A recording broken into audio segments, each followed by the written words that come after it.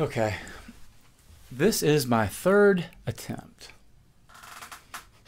at doing this. So, gosh, I did an 11-minute video on this string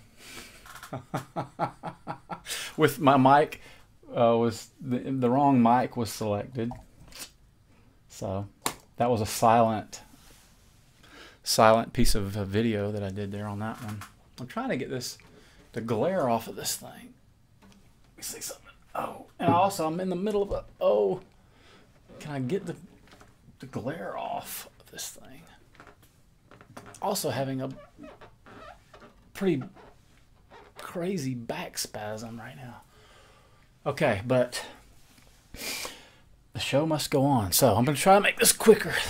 I did an 11-minute video on that string here, and then I did a 14-minute video on that string, and my screensaver came on and it cut off at like 9 minutes, and after 9 minutes I still had not even gotten the string on the guitar. So, but my pain threshold right now is about, I don't know, about an 8. It's about an 8. But I've made my decision. I'm going to make this video. I don't care if it goes to a 10. It doesn't matter. I'm going to do it. Anyway, I string a lot of guitars. And I get a lot of guitars in. And what I do is I use a jeweler's loop. Oh. I use a jeweler's loop. You can get these on Amazon for, I don't know, $5. And I'll get a guitar in, and I will look at the various methods that were used to put the strings on. Okay? And I now know the best way, the absolute best way to do it. So, I'll show you. Okay, what we want to do is you want to make sure that the post of the tuning machine is parallel with the side of the headstock here. So this is the edge of our headstock, peg head, and this is the post of our tuning machine, and we want that hole to be parallel with this surface. These are the strings that we're using today. These are the tools that you will need. You'll need some strings. These are D'Addario 8020 bronze. A 5-pack on Amazon is $10.49 if you subscribe and save and then just cancel the subscription. So you're looking at a little over $3. On the back is a nice little chart. These are standard. These are the standard gold standard best bang for the buck string. If you want to just go with the best bang and don't worry about bucks, then I would probably recommend the Elixir phosphorus bronze nanos, nanoweb.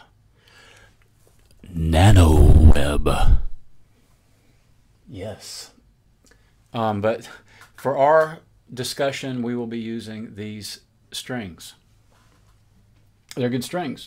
They just don't last quite as long. They oxidize a little quicker than coated strings, but they're good strings. Okay, and now we're on the A string, so we'll use red. See, this is what it looks like. I got a little red ball end. This is a 1969 J45. Okay, and what we're going to do is we're going to bend the string at the end at about I don't know if that's a 45-degree angle or something in that neighborhood. Maybe 60, maybe 70. I don't know, something like that. The reason the reason we do that is so that when it goes into the bridge, and you're not going to be able to see that. I don't have the camera down there. The slot on the bridge pin will allow you to direct and actually control where this ball end rests on the bridge plate. And we want it to rest generally on the sound hole side of the bridge plate. And you can use a inexpensive inspection mirror and a flashlight to check that out. Sometimes if I find that the bridge plate has a lot of wear on one area, I'll try to find a little fresher piece of the bridge plate by barely turning this bridge pin and allowing that ball end to just move just a little bit. So anyway, let me stick this in. Okay, putting it in the bridge, pulling it up, and then it's ready to go. Now this is the part that everybody should pay attention to, because this is the way to do it. Okay, we take the string on the inside. It's always on the inside. So over here, it's on the inside. Over here, on both sides, it's on the inside. Over here, it's on the inside. Over here, it's on the inside. Just remember, in, under, over. That's all you got to remember. Okay, and have the string on the inside. So, string's on the inside. I'm starting at the top. I'm going down. Going down. Okay. Huh, this is hard to do. It's not supposed to be. I'm not usually not at this angle when I'm doing this. Okay, so the string's on the inside. String is on the inside, and I don't want hardly any slack. Just a little bit. I mean, you want a little bit, but let's do it about like that. I want a little bit because I'm doing right now on this guitar. I'm doing a little. I want you to see something, so I'm gonna do it right like this. Okay, now, and then remember what I said. In, that means inside, under the string, and then I don't know if you can see what I'm doing or not. So I'm in. You see, I went inside, under, and then over. Pull that all the way, like this. See, I'm in. Can you see this? See what I'm doing?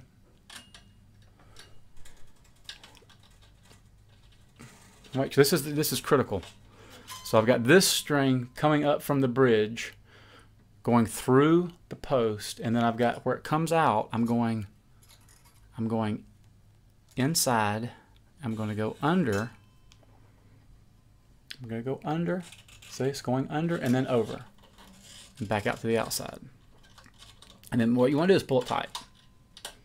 Pull it tight. Hold it up like that. Okay, and then what I do is usually hold it like this with one finger, and I'm holding this down, and I'll hold this up, and just tighten it up. Always make sure the string is staying on the inside. This is the best way of doing it. There is no other way of doing it. This is the best way of doing it, period. No doubt.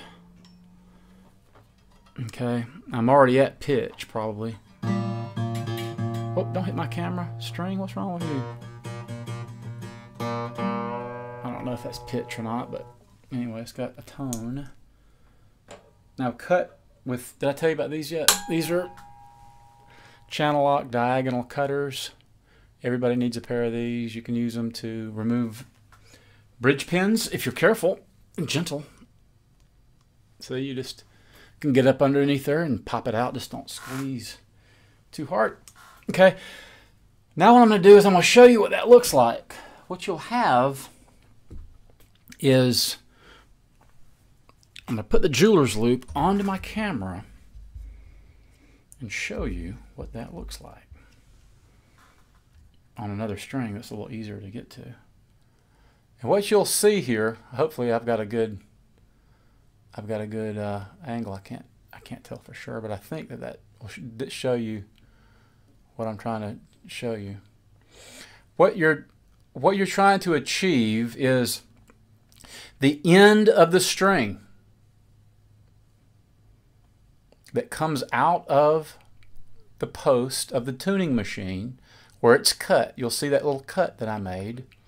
The initial wrap around the post goes above that end, and all subsequent twists around that post will be done and occur under that cut end. That right there, what you are looking at right now, is the divine method used to attach a string to a tuning machine post.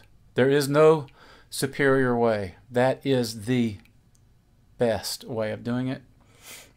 And that comes from just me examining, hundreds of guitars, probably a dozen different methods and styles that I've looked at. That's the way to do it, right there.